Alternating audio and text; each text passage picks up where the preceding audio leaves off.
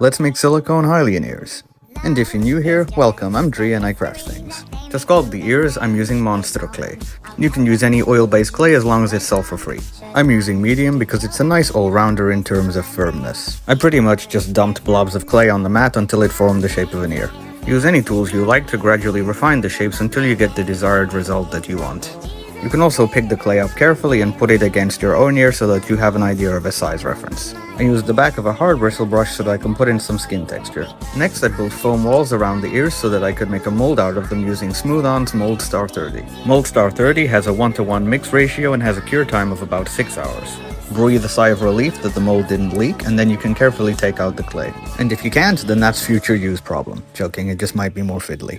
To cast the ears, I used Platsil Gel 00. I added various colors of flocking powder and silicone pigment in order to color the ears. Flocking powder just helps as a color additive in order to give a more realistic, fleshy appearance. Before pouring the silicone into the molds, make sure you coat them in a very good mold release. Silicone has a wonderful habit of sticking to itself a little bit like summer heat, so if you don't use a good release agent, it's gonna be like getting gum out of your hair. I currently don't have a degassing chamber, so if you notice any small air bubbles in your piece, don't worry, these can be patched up with little bits of silicone later. I threaded them onto a wire headband and added some matting powder to take away the shine. Then you can add some makeup to match your flesh tone as desired. I'm not wearing any makeup here, so I look like a sun-blushed tomato. Then you're pretty much done. Now go find Zelda before Ganon beats your ass.